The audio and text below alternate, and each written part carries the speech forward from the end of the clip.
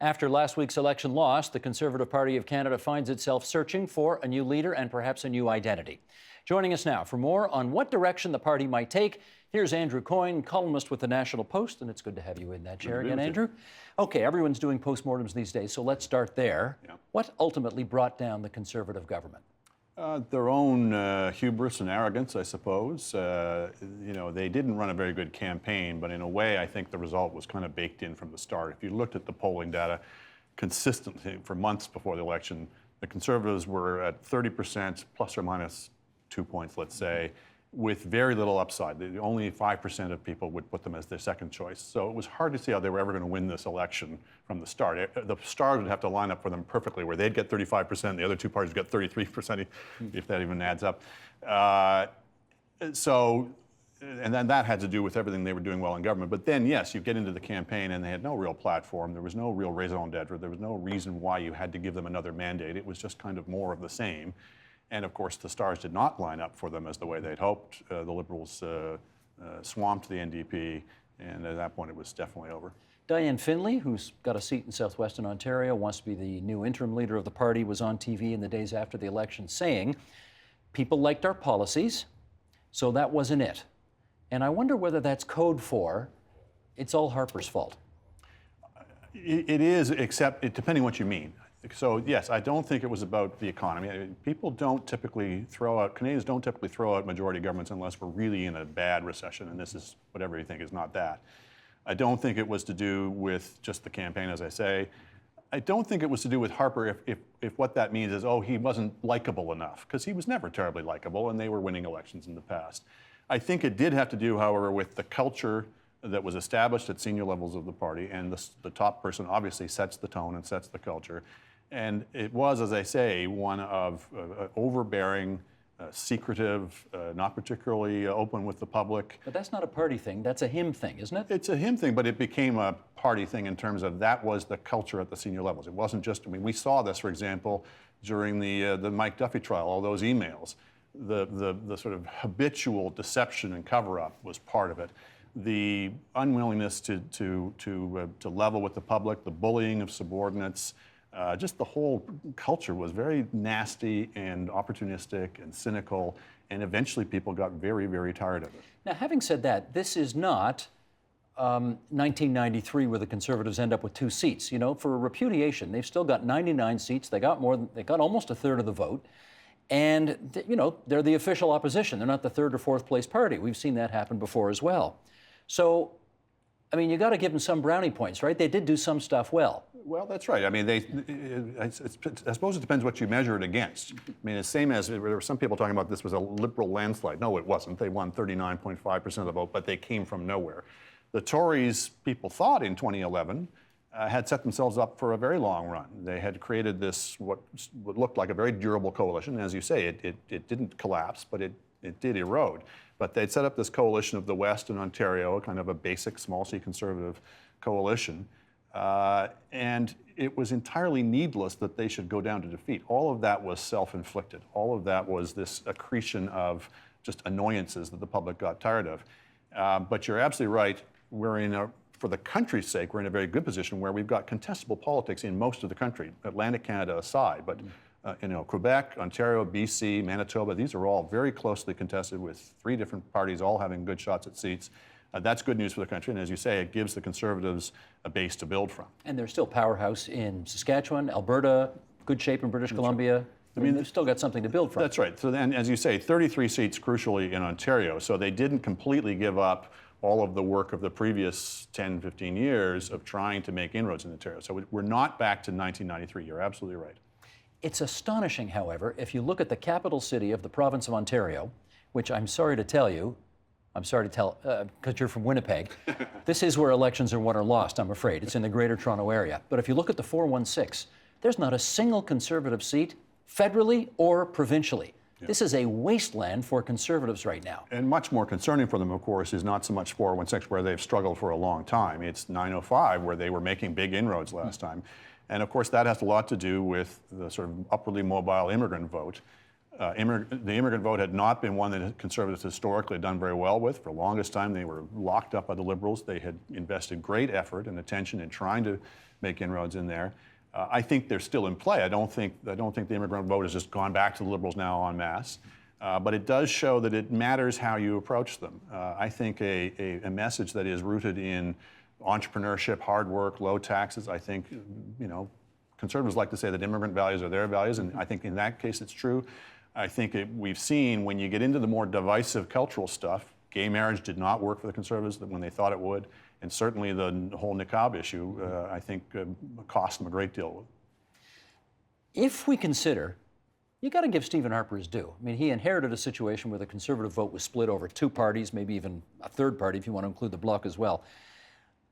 He somehow managed to put together in that big tent social conservatives, fiscal conservatives, libertarians, some red Tories at the beginning as well, although it looks like they sort of abandoned the party by the end.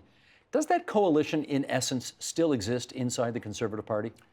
It may, insofar as they were all deeply disappointed. It was amazing that he's able to keep even 30%, because when you look at their record, I don't think fiscal conservatives could have been too happy with them running, $54 billion deficits and spending the rest of their time trying to bail themselves out of that.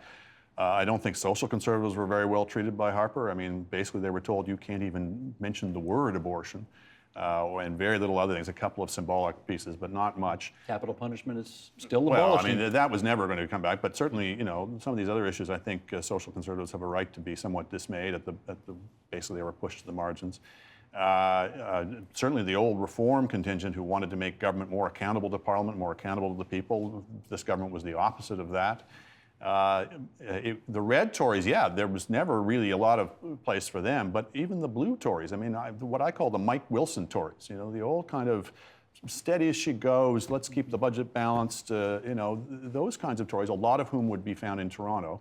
I don't think they found themselves terribly welcome. So all of them, I think, in a way, could say, okay, none of us are terribly happy. Now let's see what we can put together out of the wreckage that has been left to us. Is there any danger of this party blowing up, though, in the way it did, just before 1993? I don't think so. I mean, that remains to be seen. But I don't think it's as regionally based as it once was. The red Tory progressive conservative faction is not the power that it was. I don't think there's any appetite for that kind of divisive fight. But you never know. Sometimes these things can become personal. You know Darrell Bricker and John Ibbotson. Here's what they have had to say about the Liberals' victory. We believe that in this century, the Conservative coalition is also broad and deep and coherent. If the party takes its time and chooses its next leader wisely, without being distracted by nostalgists or narrow ideologues, the Conservatives will be very competitive in the next election and in elections to come. Your reaction? If. They're right. There's no necessity. I mean, people are kind of beating up on them because, you said this was going to be the century of conservative dominance and they lost. And I think they're right to say one election doesn't disprove their thesis, but it doesn't prove it either. I think a lot of these things are in play. I think obviously the leadership choice is going to be much more than a leadership choice. It's going to be, as they often are, it's going to be a decision about what kind of party, what kind of approach it's going to make to the public, what kind of message, what kind of beliefs. And it's going to be crucially important that they get that right. This was a very tentative victory for the Liberals, I should say. As I say, they came from a long way back, but they're anything but guaranteed a lock on power. But as we've seen, they have a pretty talented leader who has a great deal of public appeal, and if he marshals and uses that political capital well, there's no reason why the Liberals couldn't get reelected either. I think, perhaps anticipating one of your questions here, but I think the critical thing for the country and for the Conservative Party is what kind of election system are we going to have in the next election?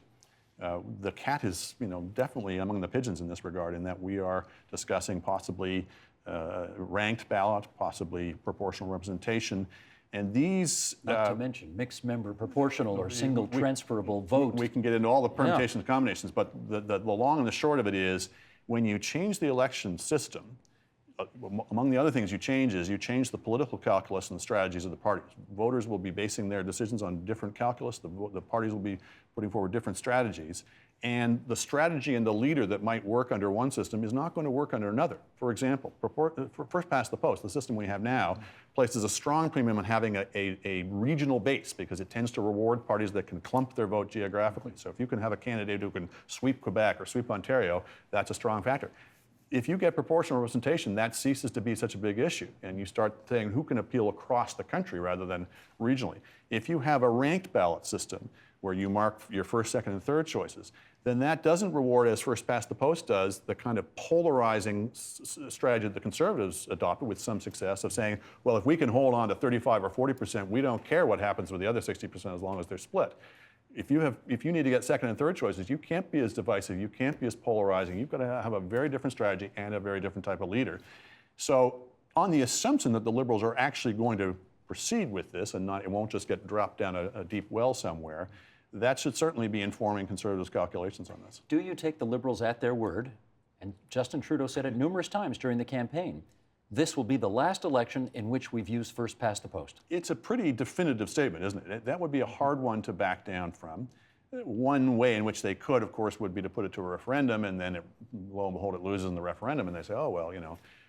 I should say, ranked ballot, you know, a lot of people would say, the Liberals would tend to do very well under that system. They tend to be everybody's second choice.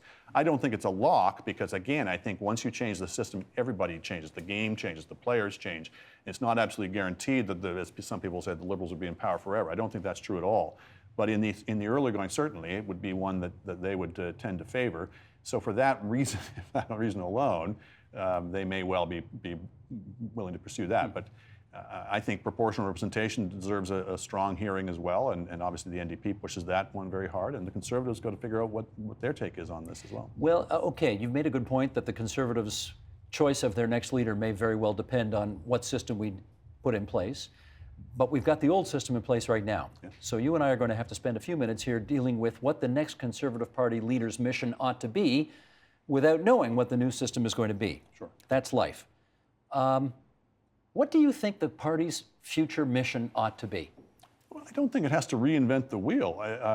You know, I think there is still you know, we are still going to be debating in this country, not in the huge terms that we might have 50 years ago of, you know, socialism versus capitalism, but we're still going to be debating the size and shape of government. And there is still going to be, I think, a place for a party that says, you know, we don't have to solve every problem through the state. We can use more cooperative and voluntary methods, you know, whether they're markets or the social sector. I think that's an honorable case to be made and wasn't really being made by this government, frankly. This was not a particularly free market government. It was a government that was subsidizing every corporation around the country, that littering the tax code with all kinds of gewgaws. So I think some of the, you know, some classic conservative formulations, I think, are still something they can go back to. Tax reform, partly because of this government's additions to the tax code, I think tax reform is becoming more and more of an issue on people's agenda. I think we've got a lot of kind of what I would call stranded assets in the state sector. The Canada Post, what is the raison d'etre for Canada Post in the 21st century? The CBC in an age when networks, let alone public networks, are increasingly a question. You know, there's a lot of those kinds of things where it's, you know, somebody's got to take the bit between the teeth and say, we need to reform and fix these things. So I think I would prescribe for conservatives conservatism, I think. But it sounds to me like you're saying that would be a novel idea if they did that. Look, this is a very scarred party historically. They've lost a lot of elections, and one of the things they've internalized is, you know, we just can't make our case to the Canadian people. Canadians are just inherently liberal, and we can't possibly win elections. And if you start with that attitude, then you're going to get what you deserve. I'm stunned by the number of people in politics in all parties who don't seem to get that they're in the persuasion business. And, you know, if you believe in the policies you're pursuing, then if you don't succeed the first time, you try again. I think the NDP has played that role historically. I think the Reform Party played that role historically. And if your moment comes up where you get to actually form a government, great. But build your base over time, make your case, be consistent about it. If your message isn't getting through, try to think about why. If you still believe the policies are right, try to think about why your message can't get through. But don't just say, well, you know, we couldn't win this time, so let's get a whole new set of beliefs and hope that carries us to power. Because what's the point? Well, one thing we heard over and over and over again post-election was the Conservative Party's tone needs changing. Yeah. You know, you certainly had dour Stephen Harper compared to sunny ways, of Justin Trudeau. I guess the point I would really make is those two things are connected. The beginning of that really nasty, divisive, partisan, opportunistic politics in my opinion, began when they said, you know what, we can't actually stand for anything. We can't let anybody know that we have an agenda, hidden or otherwise. What we have to do is just be completely pragmatic, completely political about everything. Because when you do that, politics fills a vacuum. If you're not going to have substantive differences with your opponents, then you're going to substitute partisanship. It's just going to be name-calling and personalities. And if you've basically said to the leader, do whatever you have to do to get us into power, then your policies are going to be whatever the leader says, and everything else is going to flow from that. Because if the leader has laid down, you know what, we have to take a stand now that doesn't accord with anything we've ever believed or stood for in the past, then those unfortunate MPs who still think the party believes in those things have got to be shut up and gagged. And we saw a lot of that over the last 10 years. So I think adopting a more decent and civil and respectful tone in your politics is part and parcel with having a belief system and philosophy that you honorably think is the right thing for the country. Let's talk Turkey here. I guess a lot of conservatives believe that if you have any tie to Stephen Harper, meaning if you were a senior cabinet minister in his government, well, you're the wrong person to be the next leader. You know, thinking being you need to have somebody who's virtually, utterly disassociated from anything that Harper did. What's your view on that? I don't think it's as bad as that. Again, they weren't wiped out. I think it's going to, the proof will be, how do you comport yourself? How did you comport yourself in public life before this? I think there were some ministers more than others who seemed to be just kind of carrying the can for Harper, and others I think who had a bit more of an independent frame of mind. And secondly, you know, what is your attitude going forward? Do you treat the public with respect? Do you treat your opponents with respect? Do you lay out a different set of policies and a different approach? I think if you're consistent about that and strong enough in that, I don't think people are going to get too hung up on, well, you actually served in that government and you've got to run away from it. I think you can disassociate yourself, and should, with the approach to politics. You know, nothing disloyal in that. I think that's just saying we erred. We went down the wrong path in that. But I think the odd thing is, I think you can say we weren't true to ourselves. We weren't being true conservatives in that thing. And so by dissenting from that, you can say, you know, this is the path we really should be going. Now, it leaves open the question, why didn't you say that earlier? All right, well, let's finish up on this then. Do you see a candidate out there right now that you think embodies what the party needs to be successful next time round? Well, I don't see any candidates yet, so it's early days. So I don't want to get into names and things. I just think it's what I'd like to see is a conversation and debate in that party that's not just about personalities and not just about the cosmetics. I certainly don't think the solution is let's just make ourselves into total ideological mush and not stand for anything. But I think it's finding that balance of substantive differences that are expressed civilly. They absolutely need a leader who gets that, who's able to express their point of view in a way that can reach out beyond their existing base and draw back those voters who were willing to give them a look but were just alienated by their approach to politics. Gotcha. Thanks, Andrew. Thank you. Andrew Coyne, National Post. Help TVO create a better world through the power of learning. Visit supporttvo.org and make a tax-deductible donation today.